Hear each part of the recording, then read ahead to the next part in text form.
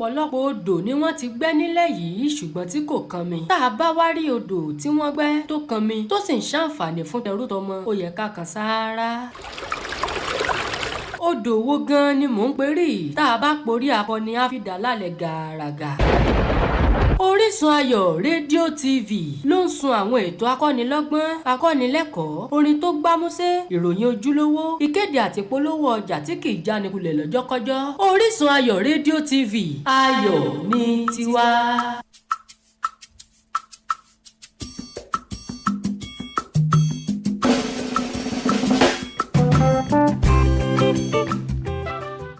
Hello, family. This is the NYC Legal Aid Program, Oshobo, Osun State, Nigeria, where law students and also lawyers where law graduates and lawyers come together to talk about legal matters and issues.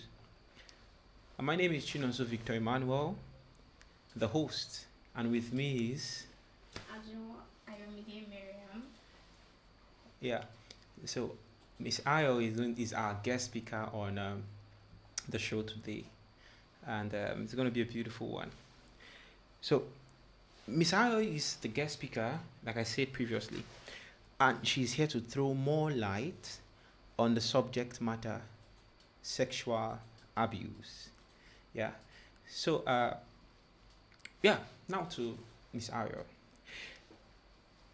We want you to introduce to us the subject matter of sexual abuse. So what would a market woman think when she hears sexual abuse? So yeah. Thank you. Thank you for that question. You're welcome. First, I would like to define what abuse is. Yeah. Abuse is when someone mistreats or harms another person. Yeah. So now that we speak about sexual abuse, this is like when you force another person, it could be a man, it could be a woman, to force sexual activities on that person without the agreement. Wow. So now, I feel like sexual abuse is something that, like for instance, market women or local people or people that are not so well educated don't really know about. They just think that if they hear that a man slaps their child's bonbon, they might not even really. They'll be like, oh, who were you wearing? Or maybe sure. we're not wearing a good dress, Dressed or well. we're not dressed Yeah. appropriately, but it's not the victim's fault. And it's always like the abuser's fault. And sexual abuse can come in different ways: sexual molestation, rape, and sexual harassment. Yeah, that's beautiful. And yeah, so like you said, it's really not the fault of the person, the girl. Like some women will say, people will say, what? Why you put it on short skirt? All those things. No, it's solely lays on the person, because the person who touched or the person who acted is the one who committed the act.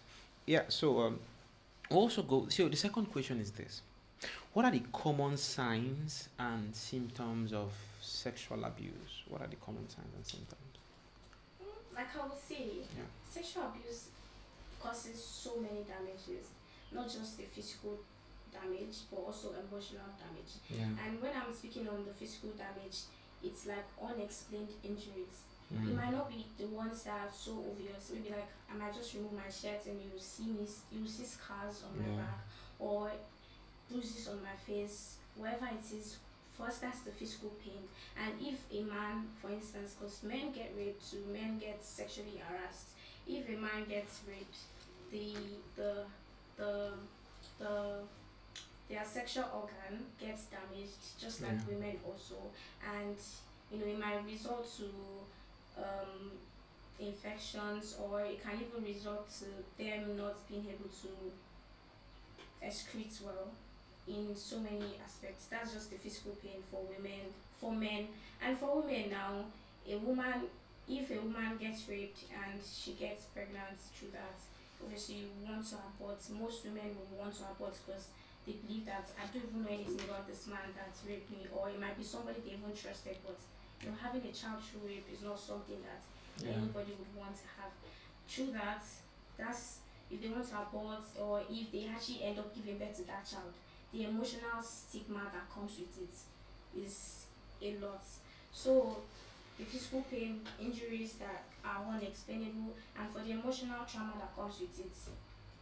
I have a friend that was sexually abused when he was 10, and he's 38 years old now. And I mean, if he can still remember what happened to me 18 years ago, clearly, Wow. Yeah. it's just, did I say 18 years? 28 years ago. Wow. So, if he can still remember that very well, it shows how much pain it inflicts on the emotional aspect. It causes depression, it causes anxiety. Somebody that normally used to be bubbly, like a child now that used to be playful outside school. Yeah. You see them quiet, they're always just all together to themselves. This causes anxiety, depression, Yeah. mood swings, children that love to play, eat, do all this type of stuff. Yeah. They just keep to themselves. So you can see that through a person, and you can just tell that something is definitely wrong. It could be sexual abuse, and it could be anything else too. Wow, beautiful, beautiful. Thank you so much for that. And yeah, like you said, I think more emphasis on the mental. People just think sexually abusing someone is just the physical, the body, but no, it goes a long way. The Yeah. trauma, the anxiety, the post trauma. Yeah, it's yeah. So beautiful. So we'll just go to the second question. So how can we create a safe environment for survivors to share their experiences and seek help? Because a lot of people have gone through this and then they kept it to themselves. So how can we create a safe environment for survivors to share? First, Yeah. be a good listener. Let Right. them be in an environment where they can confide in you. Yeah. Because, especially for Nigerians or Africans, where we don't have, you know, we don't really, aside from the laws, we feel like, oh, what if they don't believe me? What are people going to say? What if they think, why was I working at night by 11 p.m.? Yeah. Like those things. You need to be that person that they can confide in, that will not be judgmental. You need to be a good listener and show empathy. When you're listening, you're not just like, you're showing that you actually care about them. You're validating their feelings. You're letting them know that, okay, they are in safe hands. They are, being supported. And also connecting them with with professionals that are Yeah. trained to help them, like counselors and therapists. Because at the end of the day, maybe you as a mother, there's just a limit to how you can help them. You can just be there for them, but at the end of the day, they need medical support also. They need the therapist that that has been trained in that aspect, that is certified and knows better than we all do, and they will help them get through that trauma. It's not 100% cured, but they can help them get and navigate the trauma that comes with being sexually raped. And for men now, men, they've been trained to man up. I mean, it's in Nigeria, they might be like, as a man, what do you mean you were raped by a girl?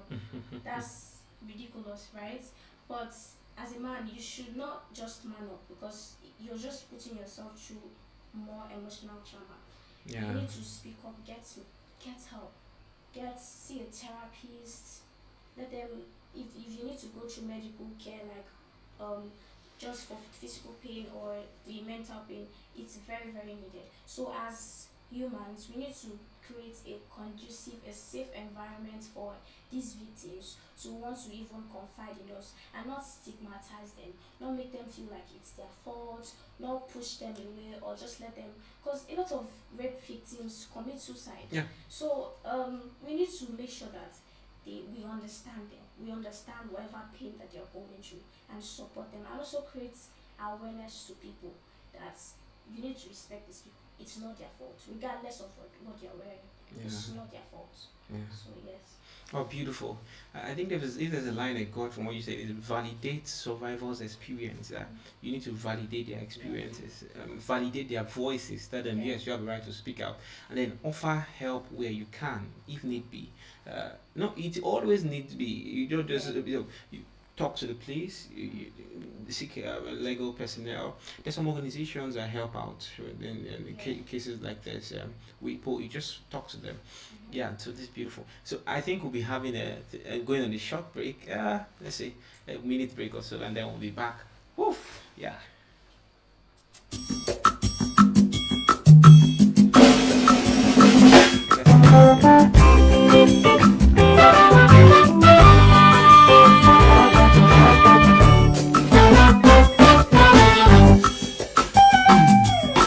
Like an angel in the morning, shooting stars in the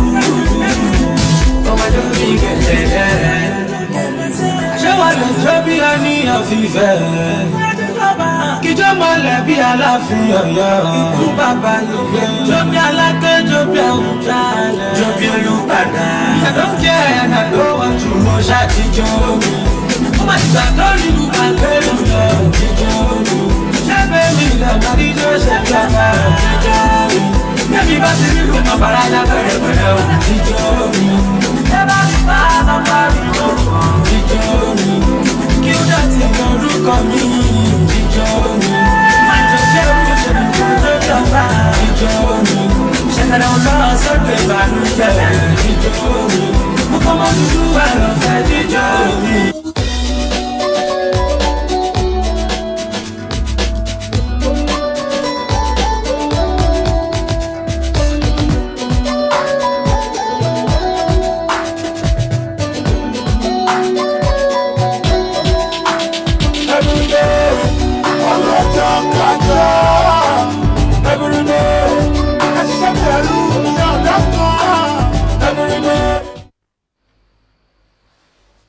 Hello, family.